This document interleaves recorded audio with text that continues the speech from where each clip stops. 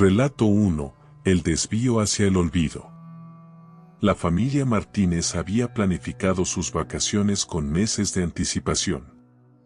Eduardo y su esposa, Clara, deseaban alejarse del bullicio de la ciudad y pasar unos días tranquilos en una cabaña en las montañas con sus dos hijos, Andrés, de 15 años, y Sofía, de 8.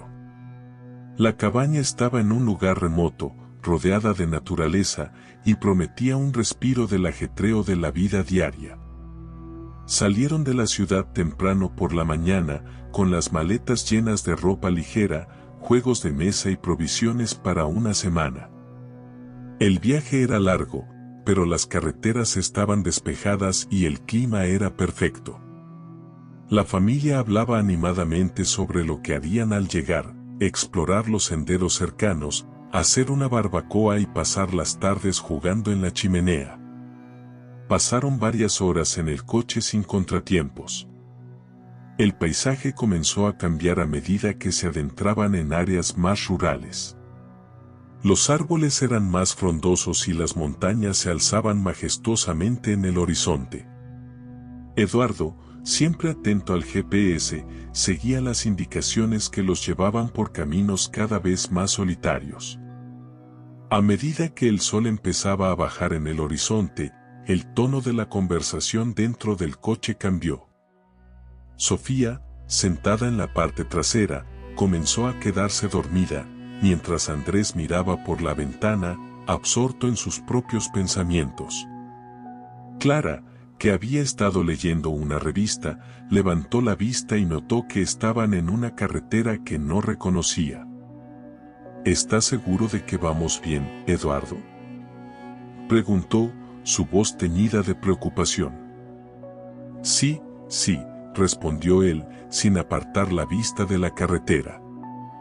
El GPS dice que estamos a menos de una hora de la cabaña. De repente, apareció una señal en la carretera, una que no estaba en los mapas ni en el GPS. Era una señal vieja y oxidada que simplemente decía, ruta alternativa.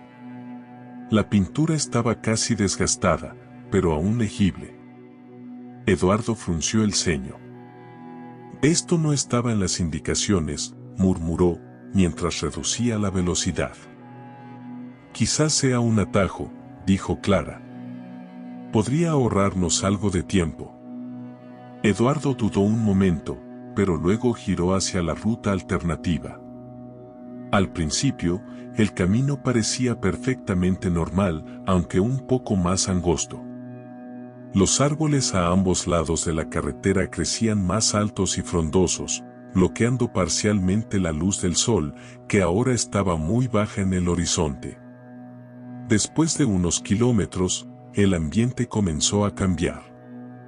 La carretera, que antes estaba bien pavimentada, se convirtió en un camino de grava. El aire se volvía más frío, y una ligera niebla empezó a levantarse entre los árboles, dándole al lugar una atmósfera inquietante. Clara notó que ya no había señales en la carretera y que el GPS había dejado de funcionar, mostrando un mensaje de sin señal. Esto no me gusta, dijo Clara, inquieta. No deberíamos haber tomado este desvío. Eduardo asintió, comenzando a sentir también una creciente incomodidad. Intentó girar el coche para volver, pero la niebla se había espesado tanto que ya no podía ver el camino por el que habían venido. Parecía como si el camino tras ellos hubiera desaparecido. ¿Qué demonios?, murmuró Eduardo, con las manos tensas en el volante. Andrés, que había estado en silencio hasta entonces, miró a su padre y luego a la carretera frente a ellos. Papá, mira, dijo en voz baja. Al frente, en la distancia, una figura se levantaba en medio de la niebla. Era una casa, o al menos lo parecía. La estructura era oscura y vieja, con las ventanas rotas y la fachada cubierta de musgo. No había señales de vida, pero de algún modo, parecía que alguien los estaba esperando. Los ojos de Clara se abrieron con sorpresa cuando vio la casa. ¿Qué es eso?, preguntó, su voz temblorosa. Eduardo no respondió de inmediato. Sentía que algo estaba muy mal, pero no podía identificar qué. El coche avanzó lentamente hasta que estuvieron frente a la casa. No había luces, ni movimiento. Solo la casa y la niebla, envolviéndolos como un abrazo sofocante. Esto es una mala idea, debemos irnos, insistió Clara, su voz más urgente. Estoy de acuerdo, dijo Eduardo, intentando retroceder, pero el coche no respondía. Era como si las ruedas estuvieran pegadas al suelo. Intentó varias veces arrancar, pero el coche no se movía. Papá, la voz de Sofía, que se había despertado y miraba por la ventana con los ojos llenos de miedo. ¿Hay alguien ahí? Eduardo y Clara miraron al mismo tiempo hacia la casa. Lo que vieron les heló la sangre. En una de las ventanas del segundo piso, una figura oscura, apenas discernible, los observaba. Era imposible decir quién o qué era, pero estaba claro que no estaban solos. Eduardo salió del coche, decidido a intentar moverlo manualmente, pero en cuanto pisó el suelo, un escalofrío recorrió su cuerpo. El aire estaba helado, mucho más frío de lo que debería estar. Dio unos pasos hacia la parte trasera del coche, pero entonces escuchó algo. Un susurro, apenas audible, pero lo suficientemente claro como para entenderlo. No debieron venir. Eduardo giró rápidamente, buscando la fuente del sonido, pero no vio a nadie. La niebla era tan espesa que apenas podía ver a su familia en el coche. «Eduardo», gritó Clara desde el interior del coche.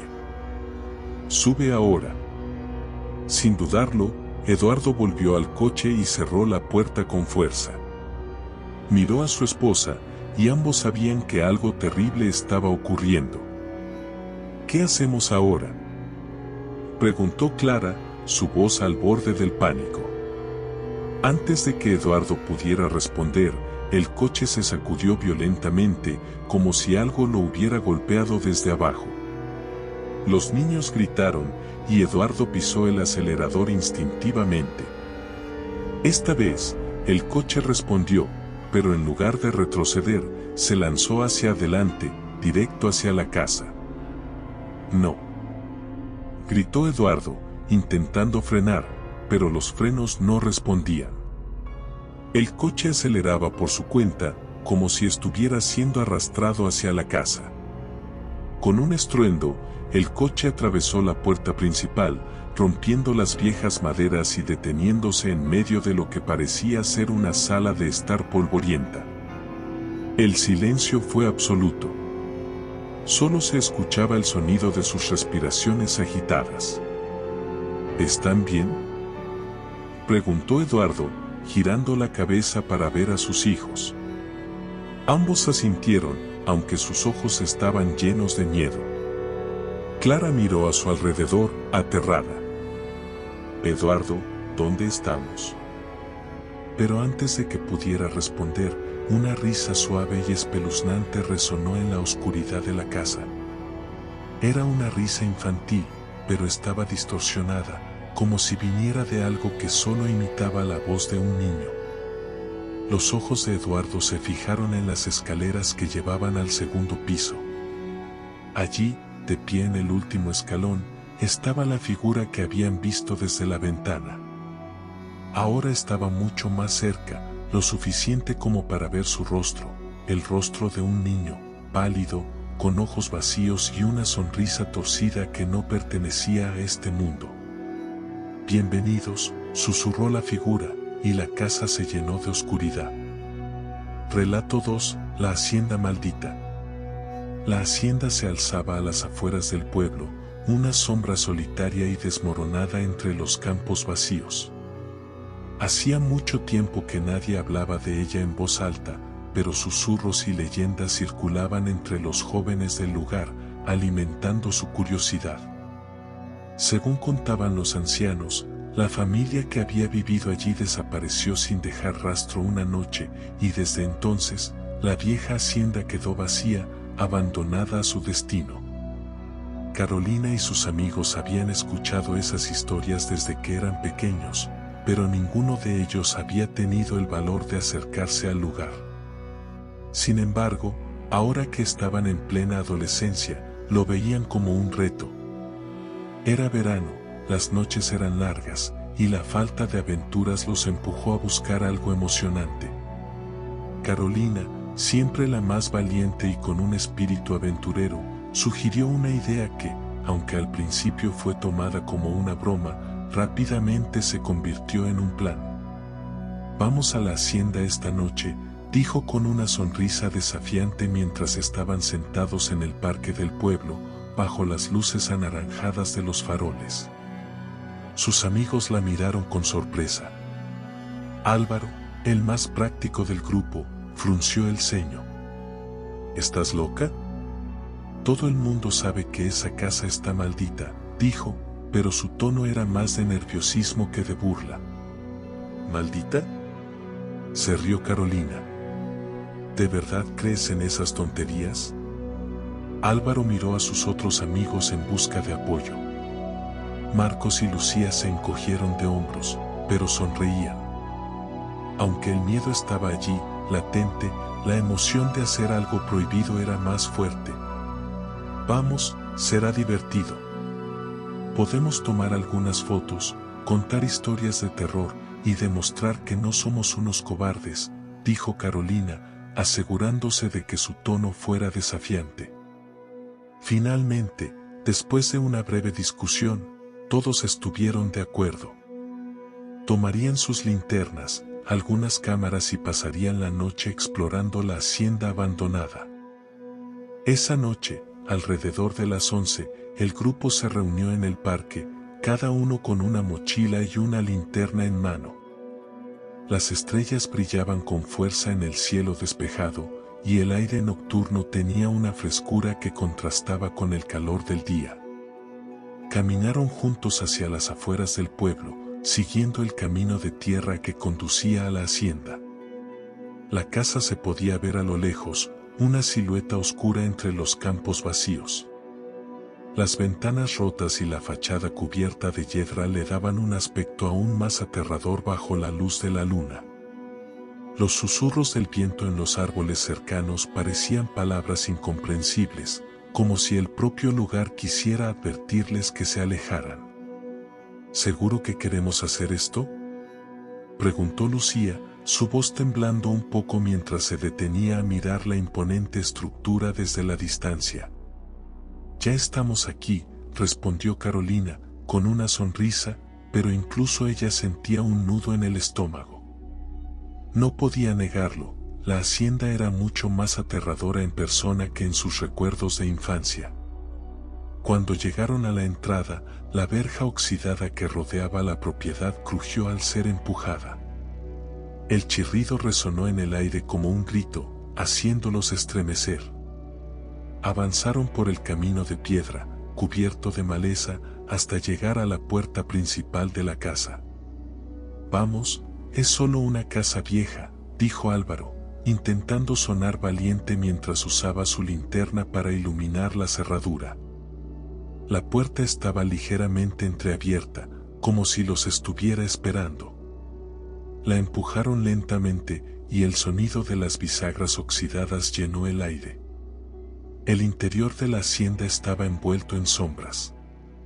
Las paredes estaban cubiertas de moho, y los muebles, cubiertos de polvo, parecían haber sido abandonados a mitad de una vida cotidiana que nunca continuó. «Esto es increíble», murmuró Marcos, sacando su cámara para tomar fotos del lugar. Pero su entusiasmo no era compartido por todos. El aire dentro de la hacienda era denso, como si algo invisible lo oprimiera. Los adolescentes comenzaron a explorar, moviéndose entre las habitaciones con cautela. Encontraron lo que parecía ser la sala de estar, una vasta habitación con un enorme ventanal que daba al campo. El vidrio estaba roto, y el viento se colaba por las grietas, haciendo que las cortinas viejas se movieran de manera inquietante. «Miren esto», dijo Lucía, señalando un gran cuadro colgado en la pared. Representaba a una familia, un hombre, una mujer y 2 niños, vestidos con ropa antigua. Todos los rostros parecían inexpresivos, casi como si hubieran sido pintados en sus últimos momentos de vida. «Ellos son los que vivían aquí, ¿verdad?», preguntó Álvaro, acercándose al cuadro para examinarlo más de cerca. «¿La familia que desapareció?». Carolina asintió, su mirada fija en los ojos de las figuras del cuadro. Había algo en esos ojos, algo que la inquietaba. No parecían vacíos, sino llenos de una tristeza insondable, como si supieran más de lo que estaban dispuestos a revelar. «Esto me da mala espina», dijo Lucía, apartándose del cuadro. De repente, un ruido sordo resonó desde el piso superior. Todos se quedaron en silencio, congelados en sus lugares. «¿Qué fue eso?», susurró Marcos, levantando su linterna hacia el techo. El ruido se repitió, esta vez más fuerte. Parecían pasos lentos y pesados que resonaban en el suelo de madera del segundo piso. Carolina se armó de valor y dio un paso hacia las escaleras. «Vamos a ver qué es», dijo, aunque su voz ya no sonaba tan confiada. Uno a uno, el grupo comenzó a subir las escaleras, que crujían bajo su peso. La luz de las linternas temblaba mientras iluminaban el pasillo del segundo piso. Las puertas de las habitaciones estaban todas cerradas, excepto una al final del corredor. «Debe ser el viento», dijo Álvaro, intentando sonar lógico, pero nadie le respondió. Se acercaron lentamente a la puerta abierta, sus pasos resonando en el vacío de la casa. Cuando llegaron al umbral, todos se detuvieron. La habitación al otro lado de la puerta estaba vacía, pero en el centro del suelo había algo que no debería estar allí, un baúl antiguo, cubierto de polvo y arañazos, como si hubiera sido movido recientemente. «¿Qué hace esto aquí?», preguntó Marcos, apuntando su linterna hacia el baúl. «Solo hay una forma de averiguarlo», dijo Carolina, avanzando hacia él. Se agachó y, con manos temblorosas, levantó la tapa del baúl. Dentro, encontraron algo inesperado, una colección de fotografías antiguas, en blanco y negro, que parecían ser de la familia de la pintura. Las fotos estaban descoloridas, pero lo suficientemente claras como para ver los rostros de los miembros de la familia. Sin embargo, algo en las fotos no estaba bien. En cada una de ellas, había una sombra en el fondo. Al principio, parecía una simple mancha, pero al observar más de cerca, podían ver una figura. Era una figura oscura, alta, con lo que parecían ser ojos brillantes, observando desde las sombras. «Esto es espeluznante», dijo Lucía, retrocediendo un paso. «Es solo una coincidencia», intentó decir Álvaro, aunque su voz temblaba. Pero antes de que pudieran seguir discutiendo, la puerta detrás de ellos se cerró de golpe, haciendo que todos saltaran. Las luces de sus linternas parpadearon y luego se apagaron, sumiéndolos en la oscuridad total. «¿Qué demonios?», gritó Marcos, intentando encender de nuevo su linterna. El aire en la habitación se volvió frío, y un susurro bajo llenó el espacio. Era un susurro ininteligible, pero lo suficientemente claro como para que supieran que no estaban solos. «Tenemos que salir de aquí, ahora», dijo Carolina, su voz cargada de miedo. Pero antes de que pudieran moverse, las paredes de la habitación comenzaron a temblar. Algo, o alguien, estaba con ellos. Y no tenía intención de dejarlos ir. Relato 3, Envidia mortal. Pedro siempre había envidiado a José. Desde que eran niños, Pedro había visto cómo la vida de José parecía ser perfecta mientras que la suya estaba llena de dificultades. Vivían en el mismo barrio, asistían a la misma escuela, pero sus destinos parecían haber sido trazados por manos muy diferentes. José siempre era el favorito, el más querido por los maestros, el más popular entre los amigos, y con una familia que lo apoyaba incondicionalmente. Pedro, en cambio, creció en una familia disfuncional. Su padre estaba siempre ausente, perdido en el alcohol, y su madre apenas podía mantenerlos con los pocos trabajos que conseguía.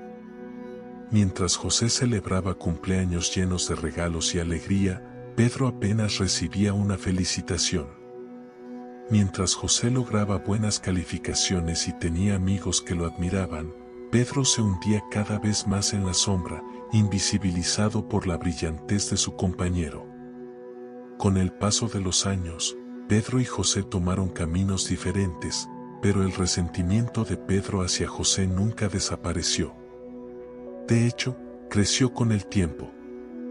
A pesar de los esfuerzos de Pedro por mejorar su vida, las oportunidades siempre parecían esquivas. Mientras tanto, José prosperaba.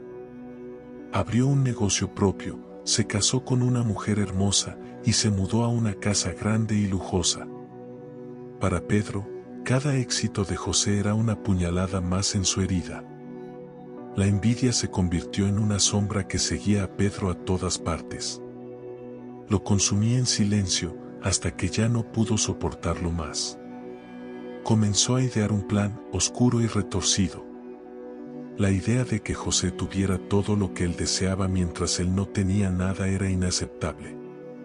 Si no podía tener una vida como la de José, entonces la tomaría por la fuerza. Una noche, Pedro decidió que había llegado el momento. Sabía que José estaría solo en su casa, ya que su esposa estaba de viaje y no volvería hasta la semana siguiente. Pedro se armó con un cuchillo que había robado de la cocina de su madre, lo guardó en el bolsillo de su chaqueta y salió en dirección a la casa de José. El camino hasta la casa de José, que normalmente no tomaría más de 15 minutos a pie, se sintió interminable.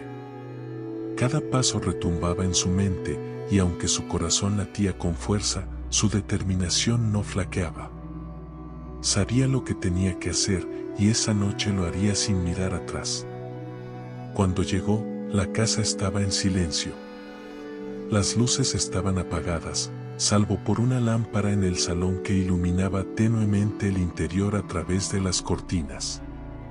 Pedro se acercó lentamente a la puerta trasera, que sabía que José siempre dejaba sin llave.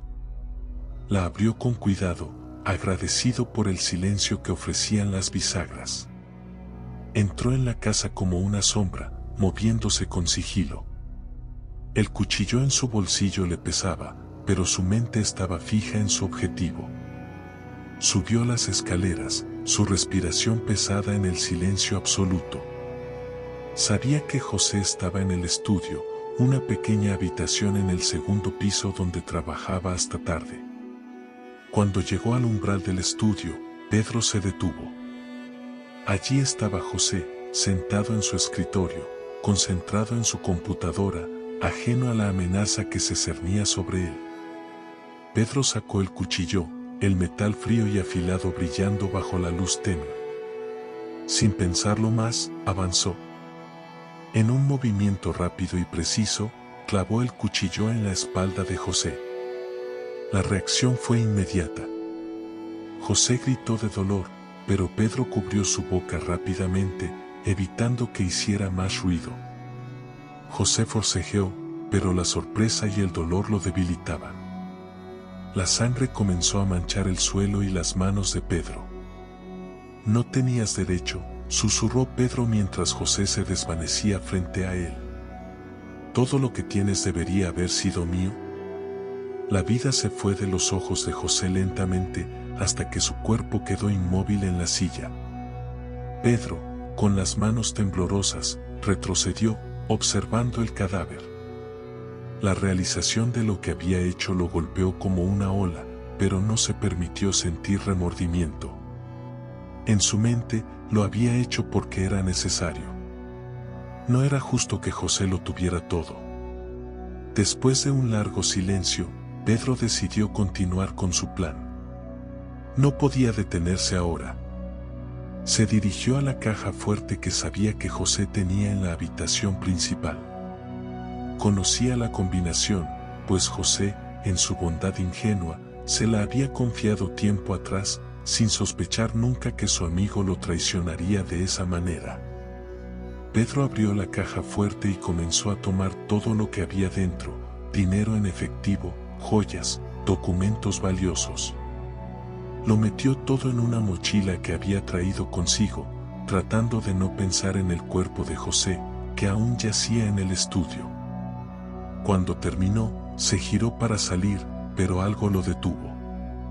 Un escalofrío recorrió su espalda, y por primera vez esa noche, Pedro sintió miedo. El aire en la habitación parecía haberse vuelto más denso, y un olor extraño llenó el ambiente, como hierro y humedad. Fue entonces cuando escuchó un sonido que le heló la sangre: pasos. Lentamente, desde el pasillo, escuchó pasos pesados acercándose. Pedro contuvo el aliento. Sabía que no podía ser la policía. Nadie había escuchado lo que había sucedido. Además, los pasos sonaban pesados, como si algo muy grande estuviera caminando hacia él. Se giró lentamente hacia la puerta, pero no vio a nadie. Los pasos se detuvieron, y el silencio llenó la casa. Pedro sintió que su corazón se aceleraba. Sabía que debía irse, pero algo lo mantenía anclado al lugar.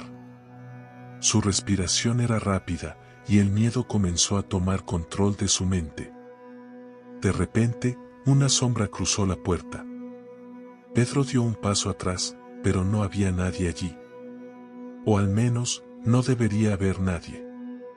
Cerró los ojos por un segundo, tratando de calmarse, pero cuando los abrió de nuevo, vio algo que lo hizo caer de rodillas. José estaba de pie en el umbral, pero no era el José que Pedro había conocido. Su piel estaba pálida, su ropa manchada de sangre, y sus ojos, esos ojos estaban vacíos, completamente blancos. Una sonrisa torcida cruzaba su rostro, y su cabeza estaba inclinada de una manera antinatural. ¿Te sorprendiste, Pedro? La voz de José sonó distorsionada, como si viniera de algún lugar muy profundo, un lugar al que no pertenecía.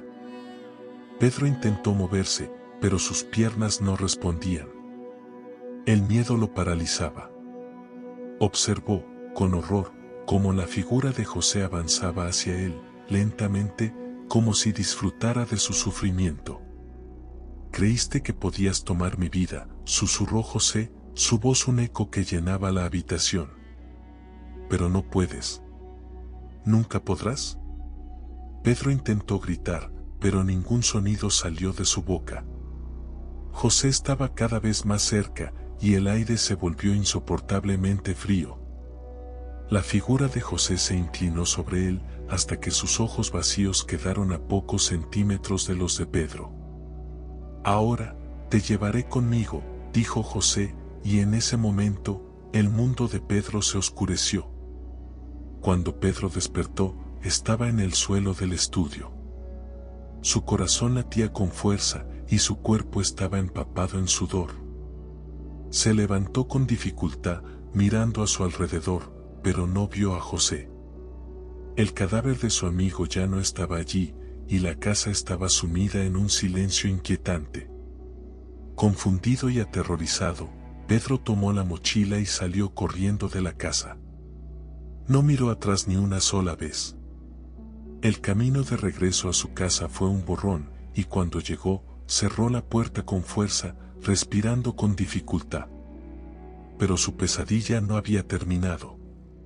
Esa misma noche, cuando Pedro intentó dormir, comenzó a escuchar pasos en su casa.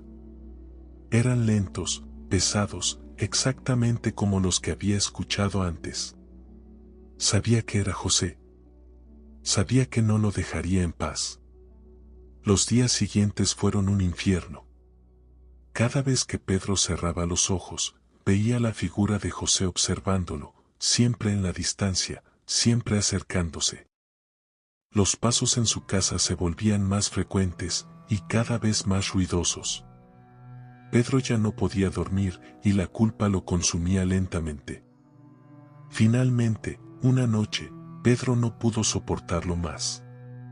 Se levantó de su cama, tomó el cuchillo que había usado para matar a José y se dirigió al espejo del baño. Miró su reflejo, pero lo que vio no era él. En el espejo, José estaba detrás de él, sonriendo con esa sonrisa torcida. «Es hora de que pagues, Pedro», susurró José. Y antes de que pudiera reaccionar, la figura de José se abalanzó sobre él y todo se oscureció para siempre. Relato 4. La llamada desde el otro lado. La ciudad de San Mateo era conocida por su tranquilidad y rutina. No ocurría mucho fuera de lo normal y la gente vivía sus vidas en una especie de armonioso letargo. Pero aquella noche, algo rompió la monotonía. Todo comenzó con una llamada. La línea telefónica de emergencia del pueblo, que rara vez sonaba, recibió un aviso inusual a las 3 de la madrugada. Una mujer, con voz temblorosa y angustiada, pedía ayuda desesperadamente. «Por favor, tienen que venir, algo está en mi casa», fue lo único que logró decir antes de que la línea se cortara abruptamente.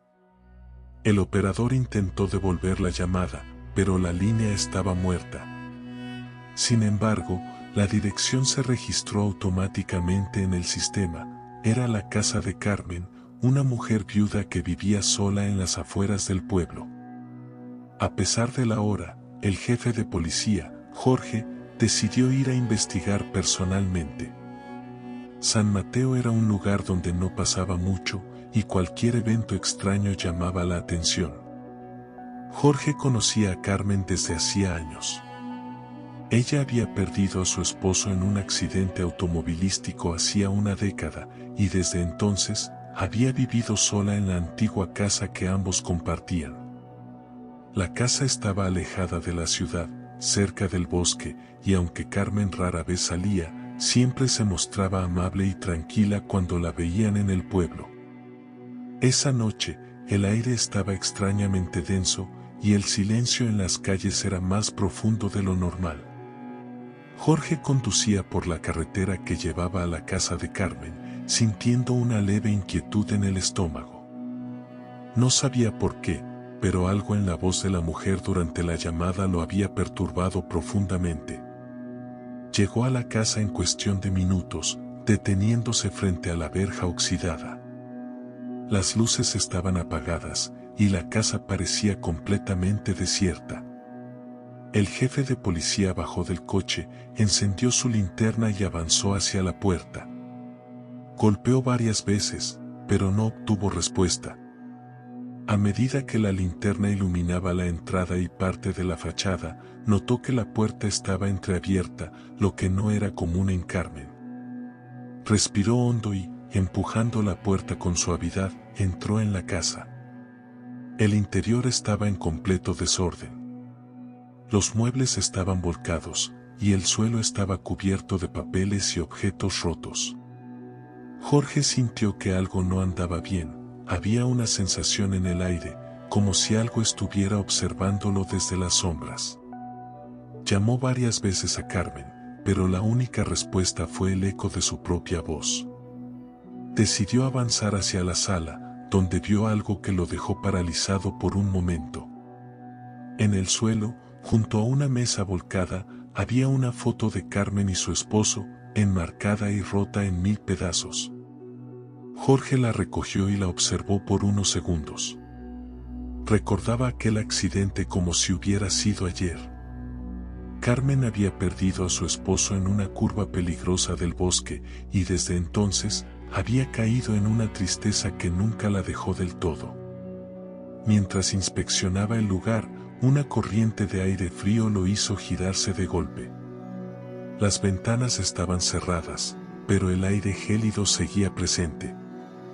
De repente, escuchó algo en la planta superior, un crujido suave, como si alguien caminara lentamente sobre las tablas de madera del piso. Con el corazón acelerado, Jorge subió las escaleras, cada paso resonando en la casa vacía. Al llegar al segundo piso, notó que la puerta del dormitorio de Carmen estaba entreabierta. A través de la pequeña abertura, vio algo extraño, una luz tenue, como la de una vela, iluminaba débilmente el interior de la habitación. Decidió entrar.